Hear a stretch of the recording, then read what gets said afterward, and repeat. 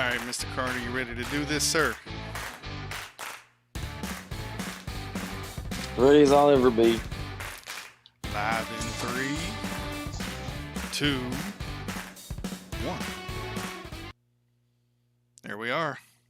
It's Tuesday. It's TIK TOK Tuesday, episode 14 of Picked Off. I'm Josh Griffin. That is my co-host, Mr. Alex Carter, looking sexy in the orange this morning. How you doing, Alex? Feeling sexy too. I'm sexy. It's TIK TOK Tuesday. TIK TOK Tuesday. All right, we got an action-packed show for you today. We've got, let's see, we're going to do a little bit of current events. We're going to do some Vols history. Carter's going to grind his gears. Carter, tell the folks what you're going to grind your gears about this morning. Today's grind my gears will be fans that do not yell and do not get up at football games. Drives me freaking crazy. There you go. Let's see. We won't be doing a top 5 today because it's TIK TOK Tuesday, but we do have Whack Ass Tradition, General Neyland's 7 memes, and our dumpster fire program of the day. Exactly. How's that sound for the ladies and gentlemen out there? Sounds even better if there were some ladies out there. And as always, don't forget, top comment of the show is going to get that coveted golden keyboard award. Carter's going to send you a prize. It's going to be fantabulous if you happen to lay down the top comment of the show. YouTube is severely leading Facebook in top comments. So guys on Facebook, man, turn it up. Get some comments going. The guys on YouTube right now are just a little bit more creative than you are with their comments. So, do your thing, Facebook. All right. NASCAR is in the YouTube. Says, what's up, Facebook? What's up, YouTubes? NASCAR, thanks for stopping in as usual. Matt Dumit says, good morning. Let's see what's going on over on Facebook. And let's see. Crickets. Andrew Frizzle and Paul Morris are watching. No comments yet on the Facebook. Oh, my God. I know, man. It is a shame. Facebook, you got some catching up to do. All right.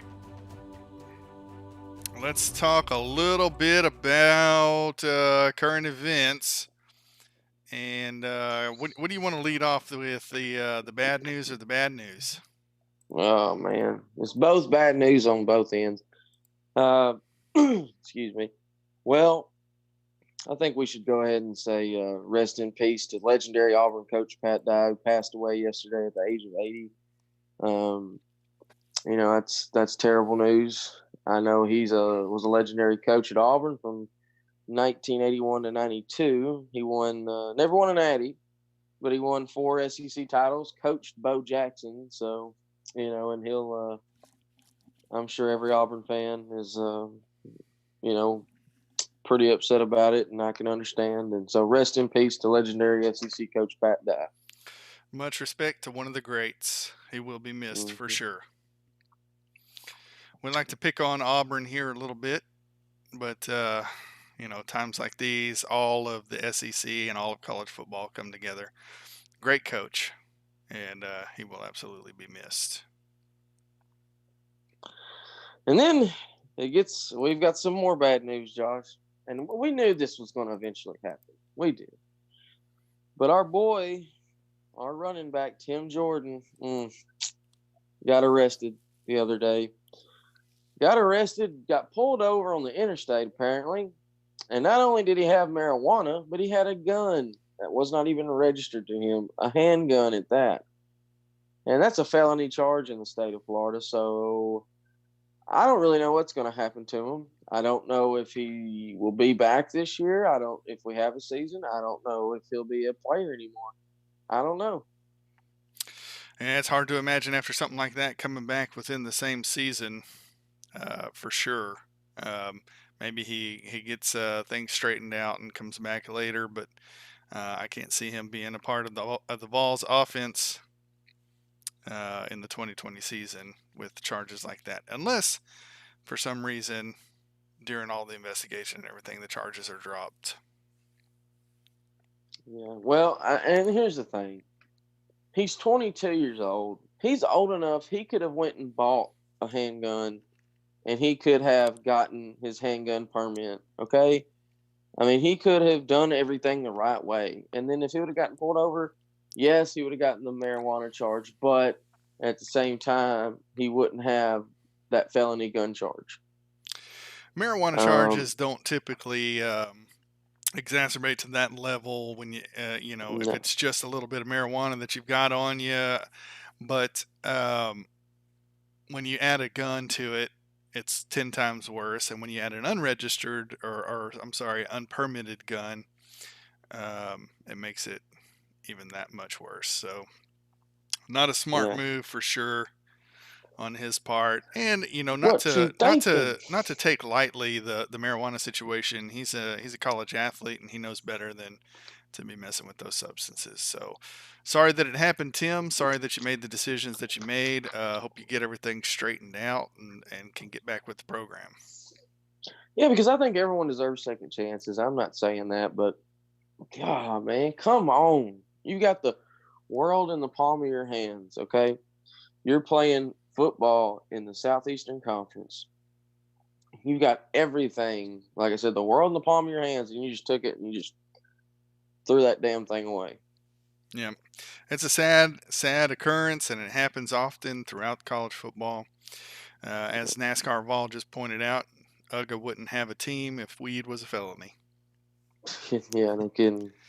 And Crimson Brave just popped in, said all bow down to Tennessee. So I'm glad you're switching your tune Oh, there a thank little you. bit, Crimson. We appreciate it. Michael Rector's in, says, "What's up, y'all?" Good morning, Michael. Thanks for dropping in. Let's see here. We do appreciate everyone that joins us on Picked Off. Yeah. Chris Baltimore, Tennessee has to beat Florida, Georgia, or Alabama. Also, rest in peace, Pat Dye. Yep. Thanks for dropping in, Chris. We appreciate you watching. Chris Baltimore, one of the great social media Tennessee fans. I always enjoy conversations with Chris Baltimore. And back to Pat Dye, but I mean, he coached one of the greatest athletes ever. Like I said, Bo Jackson.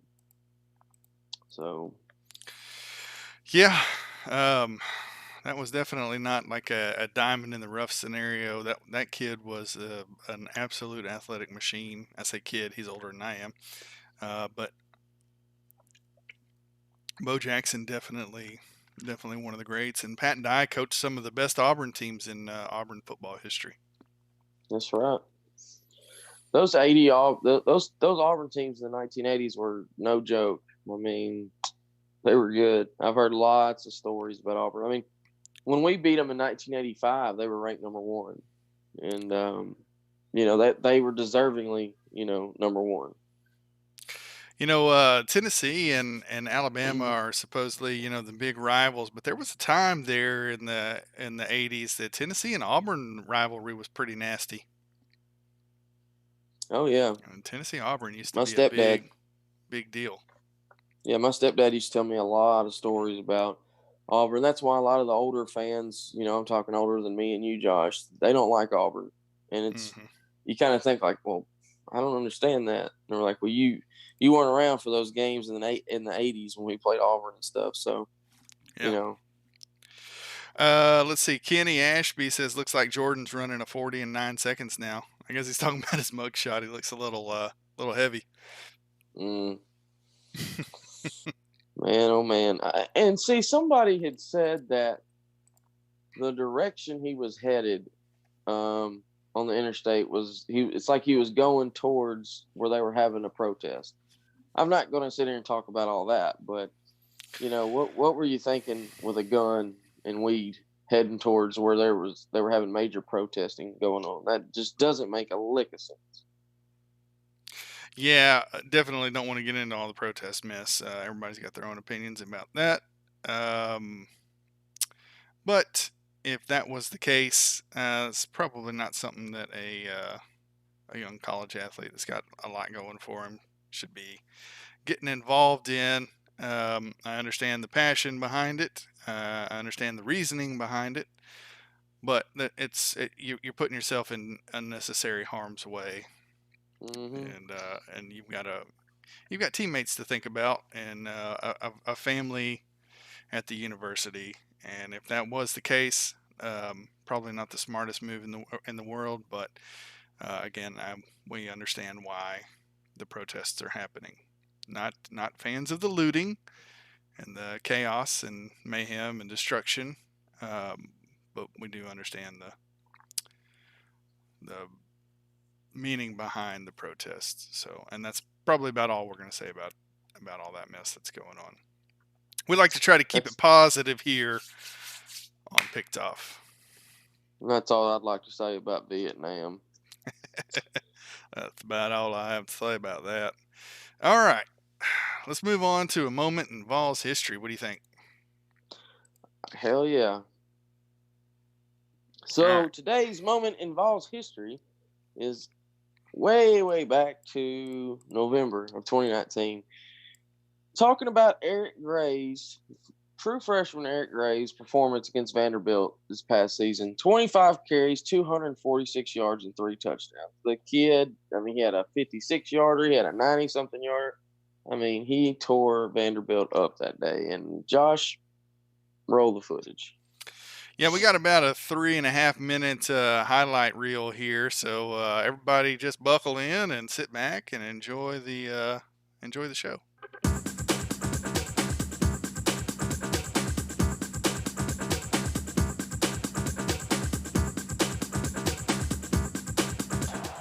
Transfer out of Ball State will be the quarterback. They hand off to their tailback, and trying to get to the outside is Vaughn, and he's going to be wrestled down. A ball is fumbled. It popped. Now their flag's down. We'll see. 2nd down, 7. Hand off Vaughn this time. He won't get any yards on that play as he's swallowed up right in the middle. 2nd down, 9. Tailback, big hole up the middle to the 40. That's going to be Gray to the 30, to the 20. Eric Gray to the 10, all the way to the checkerboard. Garantano drops to throw. Looks, sets up, being pressured. Rolls out. Gets rid of the ball, dumps it ahead to the 25, now to the 20, and out of bounds at the 15-yard line goes Dominic Wood-Anderson. Garantano waits for the snap out of the shotgun. Drops to throw. Looks, right, fires across the middle. Touchdown, Tennessee! To the senior. Keyshawn Vaughn, the tailback. Tennessee brings its cornerback up on the near side. They give it to Vaughn, and he runs into a bunch of orange shirts. And they're going to try the tailback up the middle, and breaking it again. That's Eric Gray. Gets up to the 40. At midfield. Sprinting down the right sideline to the 40. To the 30. To the 20. He's going to take it all the way for a Tennessee touchdown. Eric Gray goes 94 yards. His 2nd long touchdown run of the day. So Paxton Brooks on to punt it away for Tennessee. He'll stand back at his own 40. Turns the nose down, kicks it end over end, and that ball is going to bounce at the 5 and take a left turn and then skip backwards. A hop, gets the snap, back to throw. Blitz coming, they got him, and they're going to dump him back at the 45-yard line. Fake to him, back to throw. Garantano airs it out over the middle. The pass is caught by Dominic Wood-Anderson up at the 40, make that the 37-yard line. Garantano under center, fakes it to Gray, fires it up in the middle. Callaway catches. Callaway up at the 45-yard line, spins down at the 48. Just rushing 3 this time. Garantano drops to throw, guns it over the middle, complete to Jennings at the 40, down to the 30. Jennings breaks a tackle, gets to the 20. Jennings still on his feet to the 10, to the 5, and down to the 3-yard line. 2nd down goal at the 4. Garantano under center. He's going to toss sweep to Gray, coming left, gets to the 5, to the checkerboards. Touchdown, Eric Gray. Toss sweep to the left, gets his 3rd touchdown of the game, as Tennessee is going to win this final game of the regular season on Senior Day. And the big story in this one, last week it was the Tennessee passing game. This week it's the Tennessee running game, as freshman Eric Gray rushes for 25 carries and 246 yards, the 5th all-time best in a single game in Tennessee history. He rushes for 3 touchdowns, leading Tennessee to a season finale victory over the Vanderbilt Commodores as Tennessee closes the season with 5 straight wins. Our final score today from Neyland Stadium, Tennessee 28 and Vanderbilt 10. Great performance. Absolutely, especially for a freshman, true freshman. So a lot of big things coming from Eric Gray down the pike. I got to think. Oh yeah. As he gets older and matures physically and learns the system, he's just going to get better and better. I'm pretty excited to see what that kid does here at the university. And he's a very well spoken, just real nice guy. I met him at the Westtown Mall after the Mississippi State game, and I talked to him for a minute. And him and Quavarius Crouch were shopping together, I guess, or walking around, and both very nice guys. Gotta love those kind of players when they come to your school. That's for sure. When they're talented and they know how to act off the field, it's great. It's a great thing. NASCAR says Eric Gray is the real deal, and I have to agree with you. Everything that we've seen so far has shown us that he is, and excited to have him here. I think the coach staff's probably kicking themselves for not, giving him the ball more during the earlier in the year when we were struggling with the run game. So Billy Ratliff's over on Facebook. If everybody wants to go say hi to Billy. Billy dropped in to say hi. Says good morning, fellas. So the boss man is watching. Be on our best behavior. All right. Come on, guys. Let's get that comment section going. Top comment's going to win a prize. Carter's going to send you something. Don't know what it is yet, but he will send you something. All right. Let's see. So far, I think Kenny Ashby's in the lead with it looks like Jordan's running a 40 in about 9 seconds. All right. You got anything that you want to grind your gears about? I actually do, Josh. Here we go. Now, here's the thing. I don't mind if fans, like, I know Josh and me have talked about this a few times. If you don't feel like going to a game at Neyland Stadium, then that's understandable. I get it. It's a lot to it. And I know with Josh having kids, have to drag the kids along and watch them while you're mingling with 100,000 other people. That could probably be a little nerve-wracking as a parent, I'm sure. Speaking of kids, let me go ahead and give you guys a little disclaimer today. My little girl, she's 3 years old, is home from daycare today. And she is back in her room playing with her big brother and trying to be as quiet as she possibly can. But if at some point you hear a little girl yelling, laughing, giggling, playing in the background, I apologize. She's back there doing her thing in her bedroom, and you can tell a 3-year-old to be quiet and stay in your room, but the odds of that happening before the show is over, not great. Go ahead. Well, kudos to your 10-year-old son for putting up with his 3-year-old sister. You're probably going to have to take him out and get him some ice cream or something for that after the show's over. So. Oh, he loves her. He loves playing with her, and they get along great. Well, that's good. But no, I understand how, in today's time, a lot of people don't want to go to the games because of, HDTV. I don't know. I enjoy going to the games still. I love it. I love the atmosphere. I love the pageantry. I could go on and on and on. But I'll tell you what, this is where I get a little bit pissed off. What grinds my gears is when you're at a game and everyone around you and everyone's just sitting on their hands. They're not getting up. They're not getting loud. When it's 3rd and 7, I expect everybody around me to be on their daggum feet and screaming, clapping, doing whatever they got to do to make some noise. And I get real aggravated when I see people just sitting there, just, like it's some kind of social event where you can go over here and talk to Joe and talk about your mortgage or something. No, you're at a freaking football game. Get on your damn feet and make some damn noise, okay? Hey, I can tell you right now that over there in the Facebook chat, Billy Ratliff, he will tell you, ask him what fan noise does for a game. Exactly. Ask him what a pumped up crowd does for those players on the field. He's been on that field. He's been on Neyland. and he's been on the field at Neyland, and he's told us several times what loud crowd noise will do for a game. Hmm. Especially when the players start doing this with their arms. That means get on your damn feet. If I don't leave a game hoarse, then I failed as a fan that day.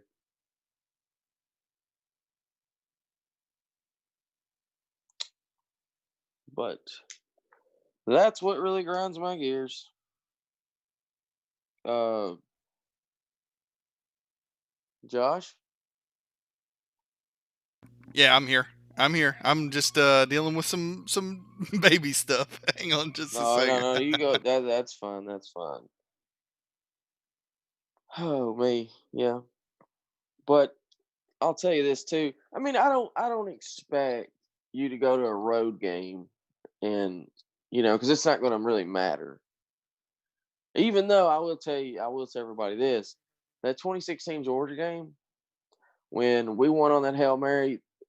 I mean, there was a loud pop from the Tennessee section, which we did. We had a crap load of Tennessee fans at that game. Like in the corner of the end zone, you could see Tennessee where the band was. But I'm telling you, on that third level in Athens, it was nothing but Tennessee fans. And for whatever reason, like I've gone back and watched that game, the CBS cameras never really wanted to show that, and I was like, what? I never could understand that, but we had a very, very good crowd, and that's something too we need to get back to doing.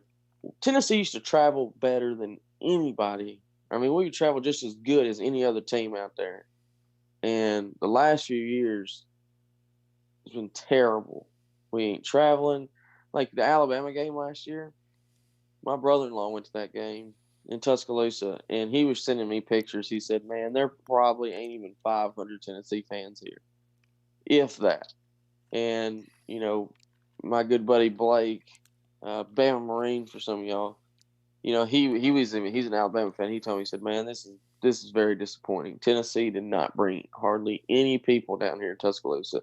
And I remember going to Tuscaloosa back in like 2007 and 5 and 03 and 09, and we had a huge presence there, but not lately. Yeah, Tennessee. There's a little bit of problem in the program, um, in Tennessee football altogether, and it's that the fans are pointing at the program and saying you're not doing your job, and Right. the program's pointing right back at the fans and saying you're not doing your job, and both of us just need to get on the same page and everybody Hmm. be positive. And I think we saw a little bit of that last season, after the Georgia State loss and the BYU loss. We saw fans just go, all right, this is rock bottom. We're not going to wait on the program to get better anymore. We're going to go out there and we're going to cheer the boys on, and we're going to cheer them to victory if that's what we got to do. And that's what's going to have to happen. The program's going to have to keep doing what it's doing, building in the right Yeah, direction, and the fans are going to have to get behind it and support it, win or loss. that's right. I mean, the Vanderbilt game last year. I look. I don't know why people are afraid to get wet. I mean, I understand. I get it a little. I do get it to an extent. You don't want to sit in a football game for 4 hours and just get poured and get just soaking wet. To me, that's just part of it. If it happens, it happens. But that Vanderbilt crowd was, oh my god. When we played Vandy last year, it was pathetic. Yeah. But I guess it's because everybody. But now I will say this: we had a really good presence at the bowl game. I mean, we took over Jacksonville. I mean, Yes. it was impressive. Yeah, it was great to turn that bowl game on and see all that orange in the stadium stands. Early on in the game, I thought, man, all those people. This is not what Tennessee needs right now. This is not what the program needs. You got a bunch of people who finally hopped back on the bandwagon. Finally showing some support to the program. They travel well to Jacksonville, and here we are about to lose to Indiana in a bowl game, and they pulled out a win in dramatic fashion, kind of faith restored in the Mm. program for the fan base. And um, I got to think that it's a Gator Bowl against Indiana. it's not that exciting. It's not a sexy bowl game. It's not a sexy opponent. Uh, but you have no idea what that bowl win did for this program, because if you don't think about what would have happened if we had lost, you can't see the importance of that win. Mm-mm. And what I mean by that is, just imagine that we lost to Indiana in the Gator Bowl after losing to Georgia State and losing to BYU. What do you think our recruiting class looks like? Oh, What do it's you totally think? What do different. you think the fan base feels like? They're going to have the wind sucked out of their sails after, Of winning five course. straight at the end of the season, and you go to a bowl game against a middle tier Big Ten Hmm. program, and you get handed an L. That's not a that's not a good thing, and it would have done it would have had horrendous effects on recruiting.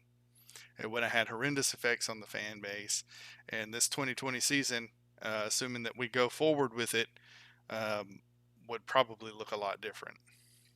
Oh God, yeah. I mean, oh, we lose that game. You're absolutely right, because I mean the win wasn't pretty by no means, but we still won the game, and that's all that mattered at the end of the day. Because I mean, everyone's attitude was the same before we won that game. Was, I can't believe we lost. Yeah, well, those wins over Kentucky and this and this and this. Of course, they were all just BS.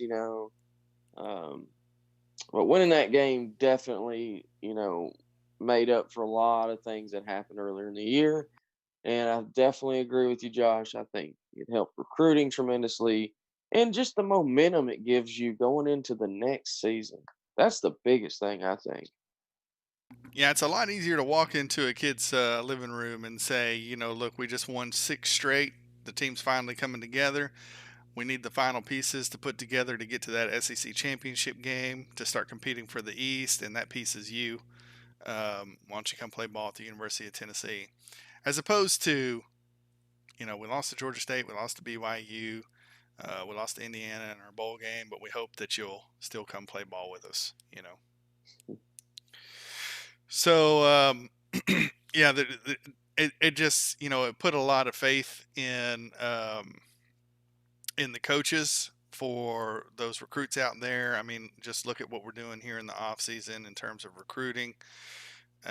Granted, there's more kids, and I saw this. I don't know if you watch Late Kick, the 247 show with Josh Pate. Josh Pate reported yesterday that as of right now, there are more kids committed to programs, not just Tennessee, but programs across the nation, than this time last year and the year before combined. Hmm. So if you took all the kids that were committed in as of June 1, or June, yeah, I guess it was June 1, all the kids that were committed to a program June 1 in 2019 and 2018, and add them together, you're still about 70 kids shy of how many kids are already committed as of right now to a program.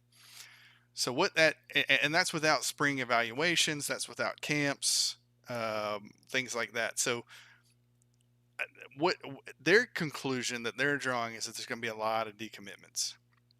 I mean, like the University of Alabama is ranked in the 30s right now. Right. So it's not out of the realm of possibility that there's just going to be a massive, what they're calling a tsunami of decommitments coming, and it's going to be up to the coaching staff to keep those kids in place. And so I think Tennessee's going to be okay. I think they still end up in the top 10 when it's all said and done. Hopefully the top 5. But right now, um, don't get too excited. Don't think, No, no. Tennessee's got the best recruiting class that they've ever had, and it's just going to keep on steamrolling from there. Hey, if it happens, I'm all for it, and I'll be just as excited as everybody else. So there may be some fallout, but one of the things that's going to solidify that recruiting class, is going to keep everybody here, is a unified fan base and a program that's headed in the right direction, coming together and feeding off of each other to make Tennessee football great again. Damn right. And that's why it's important to get to the games and be as loud as you can and travel to every game that you have the ability to travel to and that you can afford to travel to. Get behind your program. Now's the time, guys, to start rebuilding Tennessee into what it once was and what we all know that it can and will be again. Very well said, Josh. So, very well said. Bam. Grind on those gears, Carter. All right. I wasn't really a grind my gears. It was a call to action. Everybody get into the Twitter feeds and just love on the recruits. Tell them how happy you are that they've come to your university. But don't be a creeper about it, okay? Don't be a creeper about it. Don't go after recruits that haven't committed yet and start begging them to come to this school. It just looks desperate. But get behind the guys that have recruited. Let those guys tell their buddies and the other, ESPN top 300 guys and the Elite 11 quarterbacks and all that stuff that they all talk to one another. Let them have something good to write home about. Let them tell their buddies, man, I've been committed to Tennessee. The fans are awesome. The coaching staff's awesome. I love the facilities. Everything's great, grand, and wonderful over here. So when anything gets shaky over there in those other programs that these kids are looking at, they might say, well, I wonder what it would look like if I contacted the coaching staff up at UT. Exactly. And hey, the fans hired the coach. The fans can help recruit the players too. Oh God, yeah. We are the only fan base right now in the country that hired our football coach. We're undefeated on Twitter too. Undefeated on Twitter. That's right. This morning's show brought to you by, I haven't had one of these since I was a kid, man. I found it at the gas station this morning. Big Red. They're delicious. Oh God. Not a fan. Not a fan of Big Red. It's like what is it? It's like cream soda or something, isn't it? It's like a strawberry. I don't know. It's just delicious. That's what it is. Do you drink Mihi? Never heard of Mihi. It's that peach flavored soda. Nope, never had it. Okay, well that's terrible too. NASCAR says give the Tennessee fans at the Vandy game some slack. There was a lightning delay. You're right. There was a weather delay, multiple, I think twice. I get it, man. I just remember going to the 2002 Florida game, and it was an absolute just downpour. And sitting there next to my stepdad, and it was jam packed, and it was pouring down rain. My buddy Michelle Thomas is over in the Facebook chat. She's been chatting it up. If we don't come out strong out the gate, we'll deal with the same crap going into the season, and not knowing who our QB is has me nervous. Michelle, I wouldn't be too worried about not knowing who our QB is. We now have a stable of quarterbacks to choose from. The competition is going to be fierce as to who gets the starting job. We've got a veteran who game managed us and used his legs a little bit to help us get to the wins that we got in the season. Garantano, he's been in the system. He knows the system. He can teach it to the younger guys. You got Harrison Bailey. You got the kid from Maryland. Who else do we got over there? Shrout. There's a lot of talent there at quarterback. From Maryland. Yep. I'm hoping, though, I'm not going to lie. I'm not going to sit here and bash them, but I'm hoping that it's one of the others besides number 2. That's all I'm going to say. Yep. If there's going to be nothing better for Billy over in Facebook said it. There's going to be nothing better for the program than for JG to have a breakout year, his senior year. Of course. A lot of people are going to need to apologize if that happens, me included. I will too. I've done my fair share of bagging on the kid. I will gladly apologize. I would love to be wrong about that. I want to be wrong. Listen, I'm one of the first whenever he starts, screwing up in the games to jump on his case. But then you sit back and you think about everything that he's been through, all the different offensive systems and coaches, and you know, some of the attitude issues that he's had. I think he's a little bit of a head case, but with age comes maturity, and I think if he's matured any over the off season and over the wins from last season, um, you know, I can't see him really taking a step backward. I think he's got to improve. And I watched the video of him and Harrison Bailey practicing they were practicing in some kind of compound, some kind of facility, just on their own during all the quarantine. Just those guys and a couple wide receivers working out. And Harrison Bailey, he's got touch. He knows how to place the ball. But when you watch him compared to JG is ripping that ball. He is firing lasers. And I think it's one of those things that his mentality just has to catch up to his talent. And I think he'll be a solid QB They say he's great in practice, but just kind of not the same kind of guy when the lights are on and it's during the game. But I don't know, man. We'll see what happens with that. We'll see. Billy says, nope, no bandwagon JG fans. It's easy to jump on the QB's case when he's screwing up. It is. It's the most visible mistakes that are going to be made on a football field are going to come from the quarterback or a wide receiver who dropped the ball or a running back who fumbled the ball. Blown coverages and stuff aren't as obvious all the time. Over pursuits by the middle defense, not always as visible. Defensive line getting his tail whipped. Defensive lineman getting his tail whooped, or offensive lineman getting his tail whooped on the line of scrimmage, not always as visible. But when the QB screws up, everybody knows it. And so it's easy to place the blame there. But I'm going to disagree with Billy here and say I hope that there are a bunch of JG bandwagon fans. I hope that he performs at a level that it starts drawing enough attention to garner a bandwagon. If JG does what JG does and starts the season as the starter and kind of fades into the background behind a young Harrison Bailey or Brian Maurer, one of those guys, then I think Tennessee's still going to be okay because we got a lot of talent at the QB position right now. And it's going to create a lot of competition. Last season was JG, Maurer, and Shrout. And Maurer was hurt most of the season. JG was hurt most of the season. Shrout just quite obviously couldn't get things going on the field. He had some bright moments, but he had some trouble getting things going on the field. And so there wasn't a lot of competition. It was just the coaches kind of throwing out there who was healthy and could run the offense at the time. And we still managed, 7 wins in a bowl game. Yep. And it was, and the last thing I'm going to say about this is, there's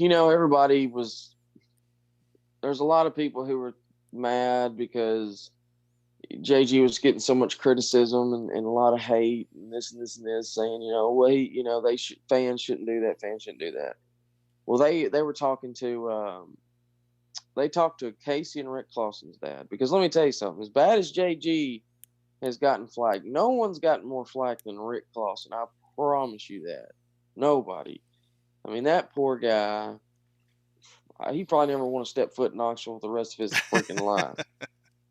But his dad, they interviewed his dad, and they said, does it make you, hate, or, how does it make you feel that, your son's got so much flack, especially Rick? And their dad said, when you play college football at a high level in the Southeastern Conference, like at Tennessee, then that's expected. Even though it's not pros, it is still at a very high level. No doubt. Michelle says you see JG Twitter or Instagram saying no apologies.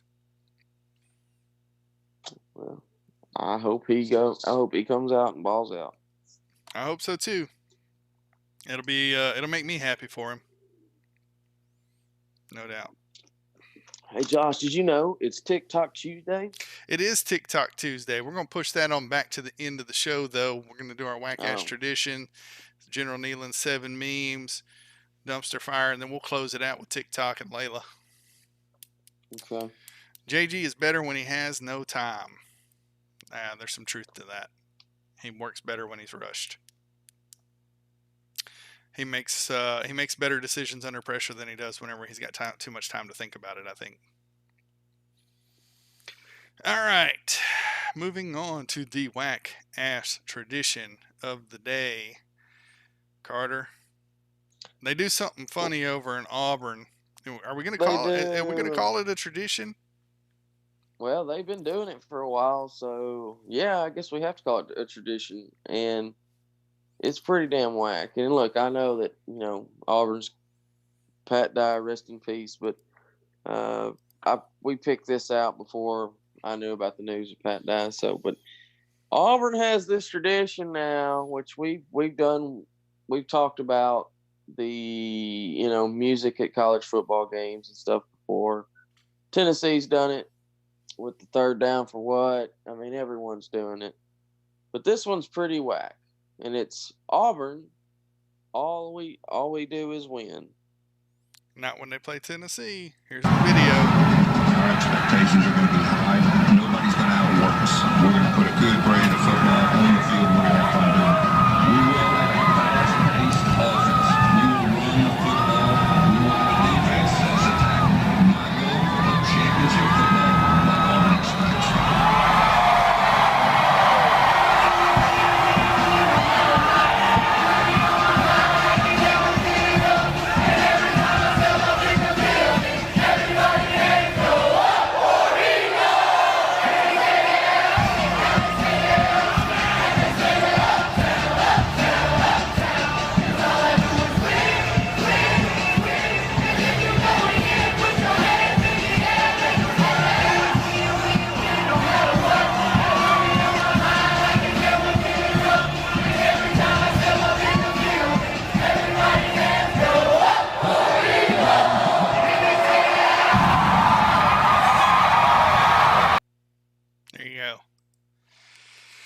War Eagle.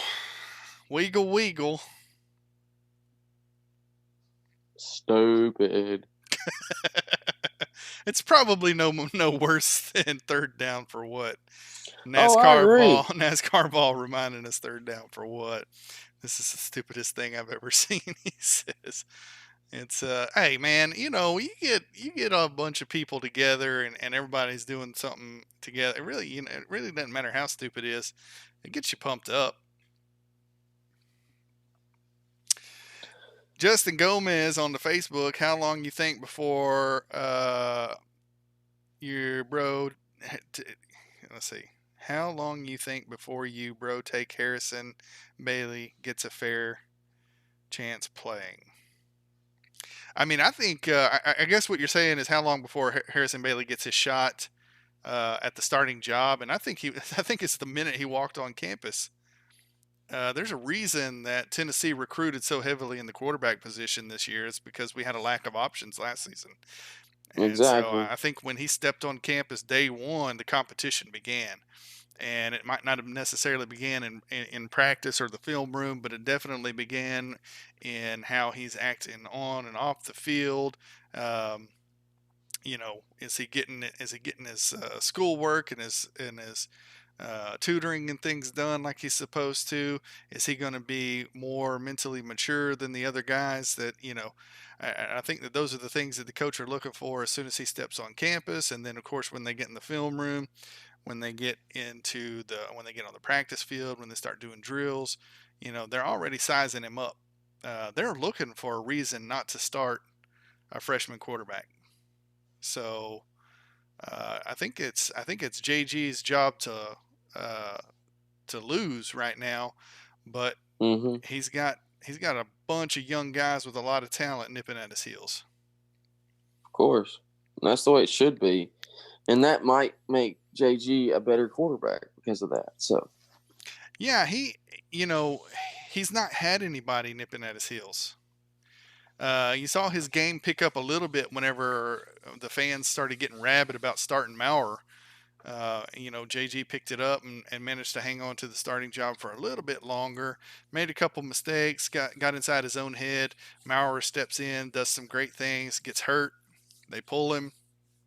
JG comes back in, makes some more mistakes. They put Shroud in. Shroud does some good things, but then makes too many mistakes. They put JG back in. And then he gets hurt. Then Maurer comes back in the next game. I mean, it's just we even started the game with Juwan Jennings at quarterback. I mean, it was just for a play, we started Juwan Jennings. We ran some quarterback packages with him. Anytime you're piecing together a quarterback position like that, and the need is obvious, and if they can get a durable kid with a mature mentality, a guy that can go in and run the offense, and he's got the arm talent and physical ability to play the position, I think that's who's going to lock it down. And there's and again, we brought the guy in from, what's the guy's name from Maryland? Remind me. Oh, God, I can't think of it. Am I going to have to Google it? Yeah, I don't think he'll be at quarterback. I think they said they're going to move him to receiver. Well, but I mean, if they get into QB drills and he's working with them, that's true. He's very dangerous on his feet. I know that. Holiday. Yep, Jamie Holiday. Jamie Holiday. Thank you, Justin Gomez. And that's just exactly, you said. Jamie Gomez says, "What do we think about Holiday?" And I think that I haven't seen him play a ton, but I do know that the reason that they went after him is because he's a plug and play quarterback, and that was the initial reasoning behind going and getting him.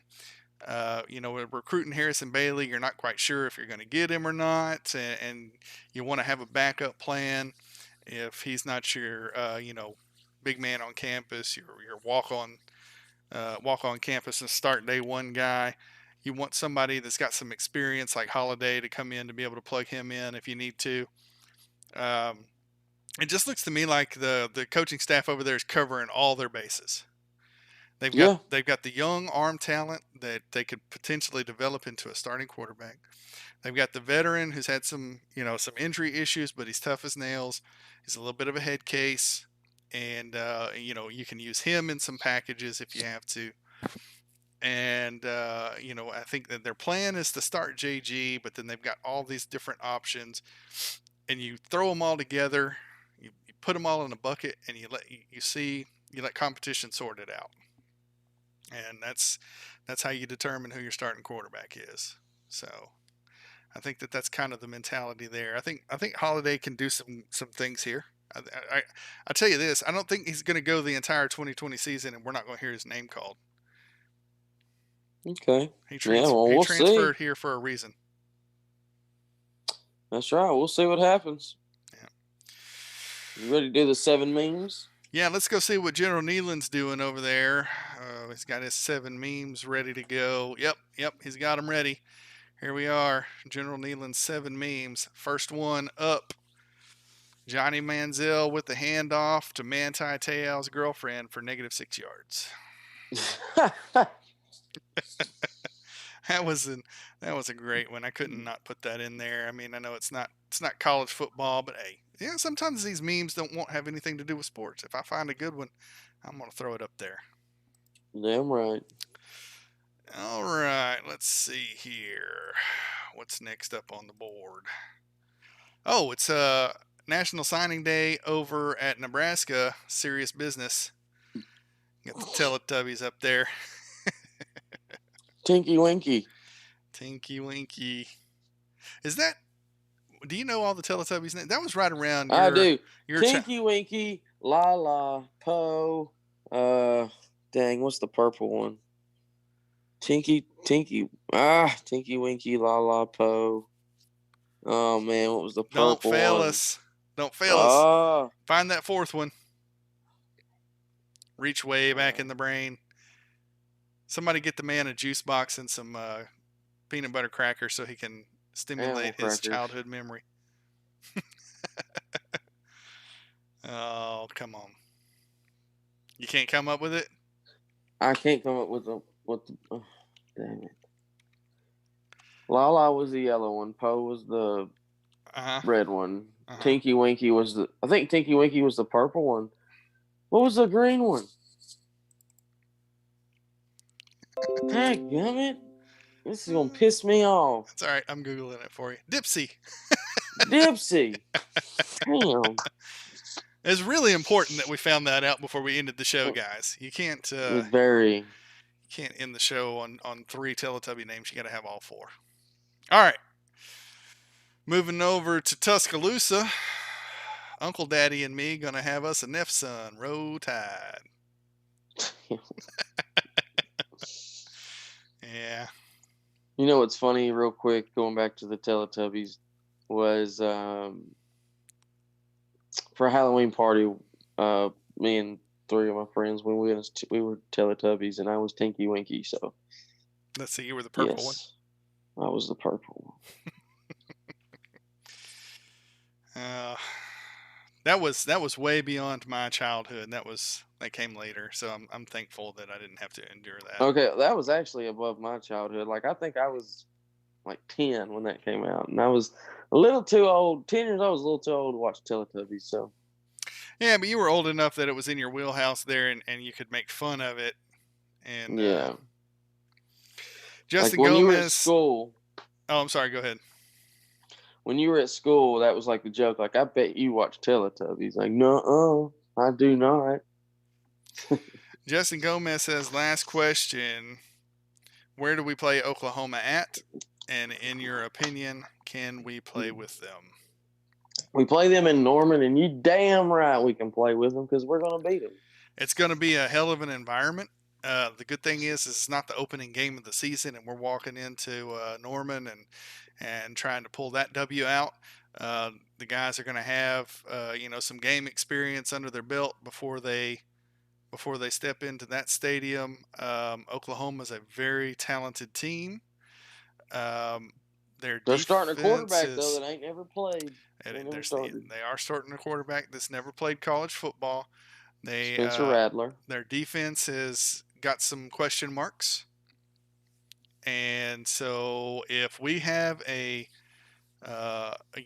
really good offensive performance and our defense manages to get the young quarterback rattled, I think that there's an absolute chance that we upset Oklahoma. And I'm saying upset. I mean, nobody's gotten to evaluate any of these teams. Nobody's gotten to see them play spring ball. Nobody's gotten to see camp.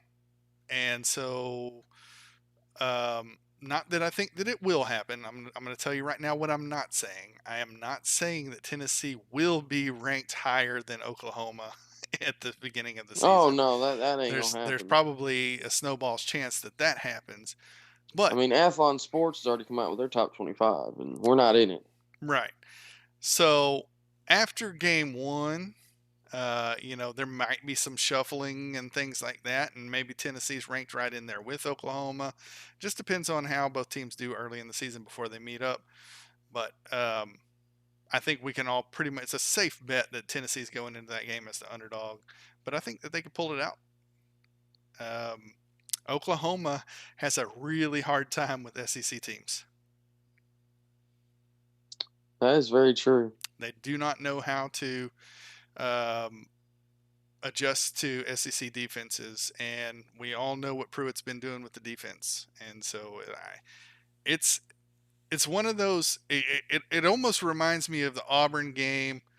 What was it, 2 seasons ago? I just kind of got that feeling that we are the sneak up team, that we are going in to the game as the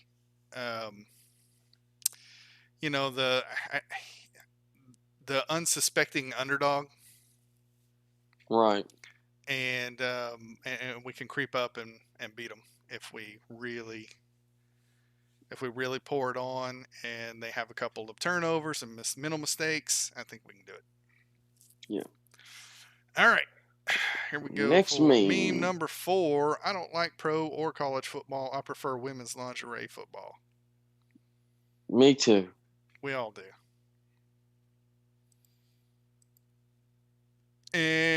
here's Lou Holtz with his prediction. He's got Notre Dame winning the SEC this year. Oh my God! Put on your screen guard though before he talks to you.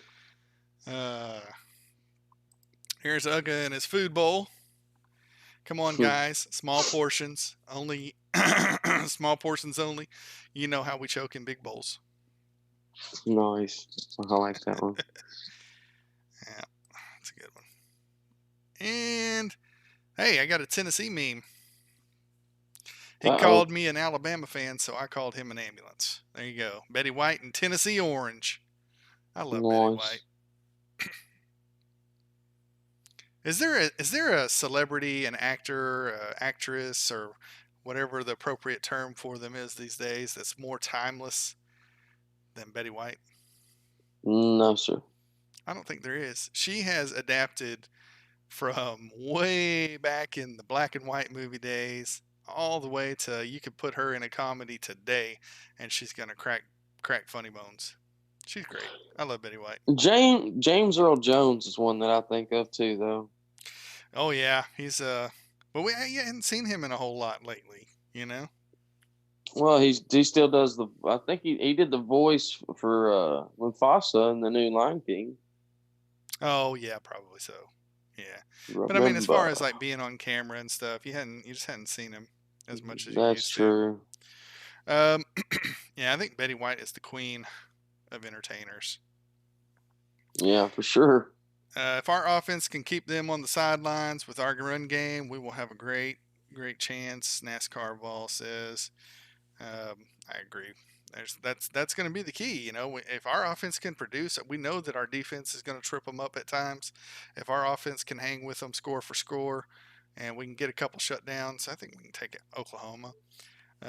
Do you think the season will start at the time it's supposed to?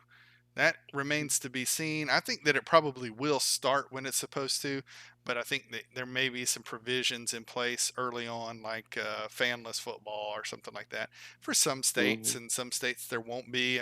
And I think you're going to see a lot of things like, let's say, Alabama and USC are playing, and the state of California doesn't allow any kind of mass gatherings, but Alabama has no problems with it because they don't have the COVID-19 problems that places like California have.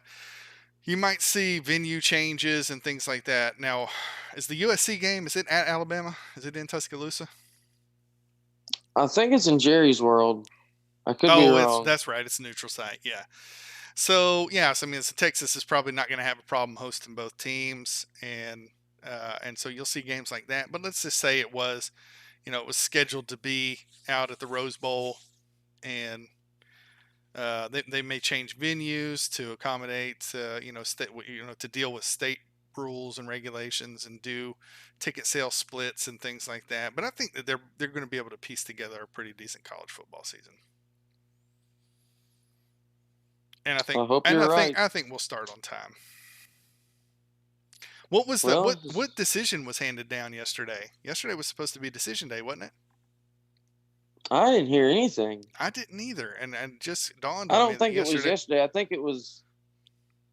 I thought it was the 3rd. Is it June 3rd? I thought we had originally reported it was the 1st. I don't know.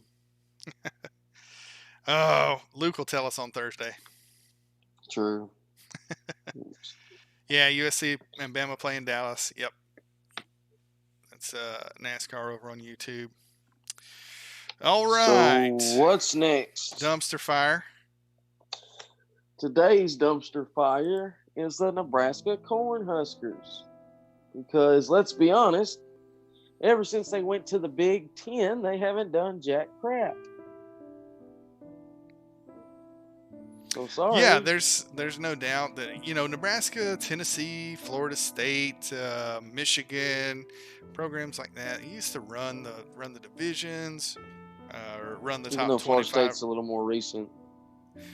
Yeah, and they run the top 25 rankings, and they were in there year in and year out, and it's just a different era in football. Some different teams have emerged. You get your Alabamas and your Ohio States and Clemson and and all those people now. But there was a day when Nebraska was one of the premier teams in the country, year in and year out, and they've just kind of fallen by the wayside, much like our beloved Vols have, and some other great programs. And it's, I like to see the change. I would like for it to be Tennessee that that rises up and becomes another another one of the elite programs in the rankings year in and year out. But if it was somebody like Nebraska, I like seeing some of the old guard come back.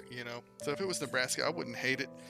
But they are in shambles. Of course, the hire of Scott Frost has not quite turned out how everybody hoped it would. They thought that they would bring him in and win a national championship in the first year or two. I'm sure a lot of Nebraska fans felt that way, but not the case. But I think he's doing some good things over there. He's landing some recruits. He's making some little ripples over there in the Big Ten that I think are going to help shake things up. It's going to be tough to dethrone Ohio State over there, though. Those guys are doing it year in and year out. Ryan Day over there got a turnkey program, and it's always nice when you can hire on from coordinator to head coach, and you're already in the hunt for playoffs. Yep. Scott Frost has been a huge bust so far. I mean, yeah, he's won a couple of things, a couple of games that he shouldn't have won, or he wasn't picked to win, and he's lost some games that they weren't picked to lose. And I think that there's some work to be done there. But I mean, I would argue that the Nebraska rebuild is worse than the Tennessee rebuild. They've just let their program fall so far behind that they're going to have. Now they did come up a little bit. What was it, 2016 when we played? The year we beat them in the Music City Bowl. Yeah, they played some good ball that year, but instantly fell right back down. And some say we did. I mean, Nebraska is almost a mirror image of Tennessee, really. We kind of have the same ups and downs. Each team out of the, if you took a team out of each conference, you take Tennessee out of the SEC, Nebraska out of the Big Ten, probably Texas out of the Big 12, USC out of the Pac-12. I mean, I could go on and on and on, but. Mm-hmm. Yeah, it just takes the right group of kids, man. You cannot argue that Scott Frost is not a good coach. He did things at UCF that nobody else could have done. It just takes the right group of kids, and I might catch some flack from saying this, but roster is more than 50% of what's going to win you championships. Good strategy, good coach, good strength and conditioning programs and nutrition, sports science guys that are, helping you pick up those extra little inches, the extra little gains. Some of the stuff that happens in sports science is absolutely amazing. But yeah, I mean, the little advantages that you can get in your program are what's going to win you a national championship, or what's going to put you in the playoffs. But you got to have the roster to do it, and I think that's the biggest piece to the puzzle. I agree. So Nebraska has fallen, but I think you'll hear them make some noise in the Big Ten before too long. It's time for TIK TOK Tuesday. You ready for TIK TOK Tuesday? Hell yeah. All right, so I'm going to go ahead and give you a little disclaimer on the TikToks. The reason we started about 6 or 7 minutes late today, we're having trouble getting them loaded in. For some reason, our software did not like them. And so we're going to give it a shot here. If we have any technical difficulties, I'm just going to go ahead and apologize in advance. But I think we're going to be okay. I think we got it right before we logged on here. Aaron Ross is in the house. He says, "What's up, Josh and Carter? What's going on?" Aaron, Jordan Ciampini. It was UWF's second year ever having football. University of West Florida from Pensacola, Florida. Mm-hmm. It's about the The Jimmies and the Argonauts. Joes, not the X's and the O's. The X's and the O's are that icing on the top that gets you to the next level. The Jimmies and the Joes got to do their job, though. You're right. All right, so first TikTok up on the board. Come on, son, that's not how we practice. Now, this is how you hit a baseball. Give me that. You know what, umpire? You mind your own business. Now, pitch me the ball. Yeah! That's how we do! That's over the fence, baby! Yeah, what now? Woo! Winners never stop at first base. They keep going, son. They don't teach you that in school, but it's true. Yeah, oh, boo-hoo! I bet you feel bad, don't you? This is happening. This is glory. This is glory, son. This is how winners feel. They crawl home. Yeah! Oh! Go home and cry to your mamas. Woo! Coach of the year right there. That was a great one. These TikToks crack me up. All right, watch this.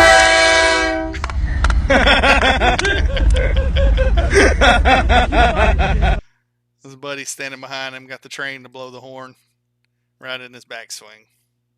I've played golf with guys like that. Let's see what we got up next. I got a pocket full of sunshine. I got some bitches in my life and they all mine. I got a pocket full of sunshine. Look at all these diamonds on my neck, 'cause they all shine. And the layup. Sweet little 10-year-old girl just broke that dude's ankles.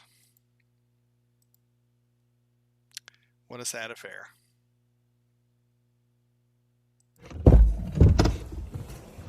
This one's hilarious right here.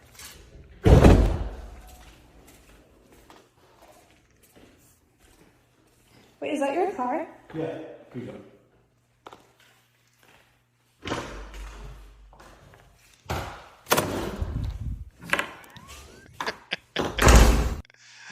When she sees you drive a McLaren, she throws the Plan B in the trash.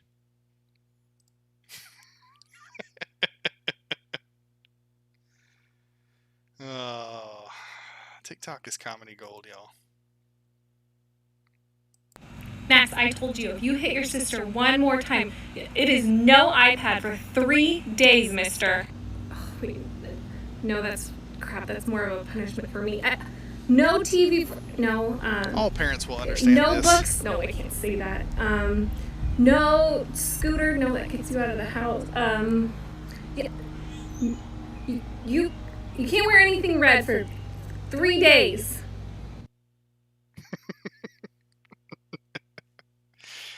Can't wear anything red for 3 days. I have been there. I have done that. I have experienced that exact feeling. All right. What's up next? And Notre Dame has been driving here, Peter. Shotgun. Quarterback is looking. He's got nowhere and throws it away left side. Yikes! Yikes, yikes. Cheerleader just got a free nose job. Look at this. He throws it away. She's not expecting it. And she gets fucking sniped. Right in the nasal fucking zap. I love Bob Menery. He's probably my favorite social media thing to follow. Are you a fan? Yeah, oh yeah, the guy who does the voice. Yeah, I know exactly what you're talking about. He's funny as hell. Yeah. Those commentaries. I'd like for him to do a live game, like an actual live game. That'd be super cool. It would. I'm sure he will. I'm sure HBO, that's where it will develop into. I'm sure he'll get into some things where he's calling entire games. Although there's probably some copyright things in there, some reasons why he's not doing it. It's easy to comment on. Well, the language too. So. Yeah, well, no, I mean, like for his own channel and his own programs, he can do pretty much whatever he wants. It's just using all that video And if you notice all of his videos, when he does it, it's quite obvious that he is recording a TV screen or a computer screen. Oh yeah. And I think the reason for that is because it gives you more. The copyright laws out there are absolutely horrendous. Yep. And it gives more of an obvious attempt to comment on, because that's the only time you can use a video from somebody else is if you're commenting on it as if like you're reporting news. And so it's you can do parody. Parody is one of the ways that you can skirt copyright laws and things like that. And so I'm sure that those are the reasons. But I would love. I'm with you. I would love to see him call an entire game. At the 25-30, he's got a little, holy shit! I mean, coach puts him in the game. Poor kid just hit puberty. No idea what he's doing out there. And he gets fucking jacked up. That poor kid. Yeah, really. That's another Bob Minery great. Everybody hands go up. Oh, and they stay there.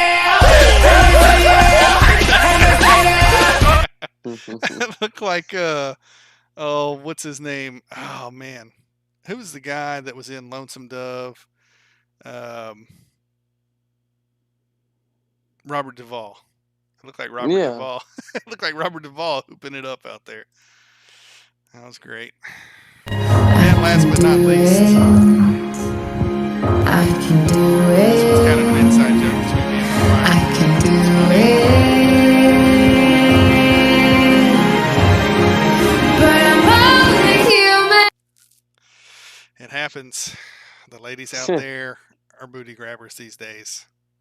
They're a bunch of sexual harassing, wine drinking booty grabbers. There you go, ladies and gentlemen. TIK TOK Tuesday. TIK TOK Tuesday. Oh, man. I love TIK TOK Tuesday.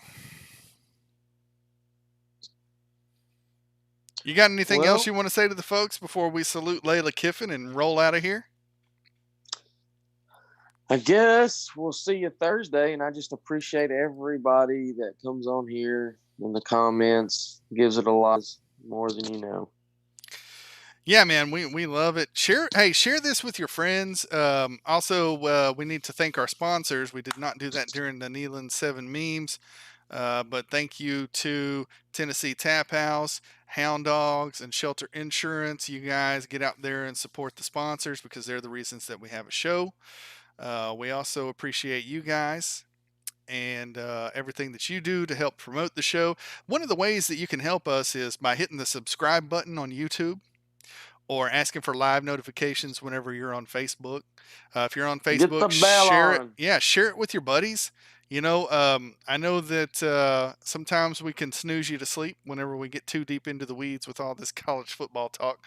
But, you know, if you find something funny on the show, send it to one of your buddies. You know, hit the subscribe bell on YouTube. Ask for live notifications there. Subscribe to the channel. And there's a little bell that gives you notifications when we go live, and then there's a subscribe button that subscribes to the channels.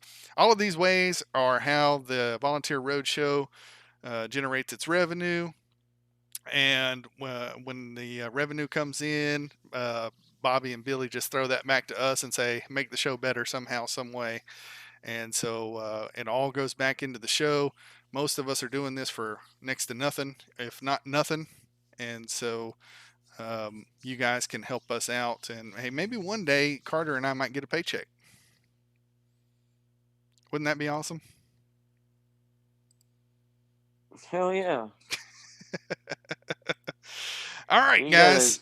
Again, thank you so much. Like, subscribe, share, do all those things. We're going to end this baby with a salute to Layla Kiffin. Thank you, Layla, for everything that you did for that 1 year in Tennessee football. God bless you, Layla. And that's going to wrap it up for us, guys. Jordan Ciampini, Aaron Ross, NASCAR Vol, all the usual suspects. Mr. Gomez over on Facebook. Michelle Thomas, thanks for stopping in. All you guys. Also, you can send us memes. I forgot. I really want to drive that home. Yeah. You can send us memes every day that we do this show. We're grabbing these memes up and everything online, on Facebook, on wherever we find them on social media, and we send them back and forth to each other, and we decide which ones are going to make the cut. But we would love to get just a flood of social media. Facebook Messenger memes that you guys want put up on the show. Hey man, send them to us. If they're And you can create your own. You can create your own memes. Put them up there, and we want this show to be about you guys, the fans. We love our Tennessee Volunteers, but there's Georgia Bulldog fans and Alabama fans and Florida fans and Clemson fans in these chats that watch these things. I'm sure I left out, quite a few teams there, because we got guys from all over the college football landscape. Miami, everywhere. Send us memes, trash your big rival teams, and we'll put them up there. I promise you. And if you have any show ideas, if there's a segment that you'd like to see, if you'd like to see us do anything, prank call a head coach somewhere or something like that, just let us know. We'll likely include that. You give me Nick Saban's number and I'll call him. I seem to recall, wasn't there a video not too long ago of some guys that prank called Nick Saban? I need to look that up, because that's going to be gold. I haven't seen it. Yeah, look it up. Prank call Nick Saban, because I think they acted like they were a recruit, and they were asking about, I can't remember what it was, about accommodations or something like that, but where they were going to stay. They asked if they could stay at his house. Stuff like that. Seems like something like that happened. I'm sure there's a video out there. Yep. The more likes these videos get, the more it will find the fans' feeds. Yes, that's true. You got that right. That's how the algorithms work. The more you guys interact, the more it gets shared around. The more YouTube and Facebook put it in people's live feeds and news feeds, and that's how people find us. And that's how the show gets better. So we've got. Let's see. We've got the Luke Thomas coming on Thursday. Yep. I think we may open the wheel back up on Thursday for spins. Maybe Carter. Maybe one of the things that we can do whenever people win comment of the day. Perfect. And who won the comment today then? Ashby, Mr. Ashby. Let's see. What was his first name? I didn't see much. Kenny Ashby. Looks like Jordan is running a 40 in 9 seconds now.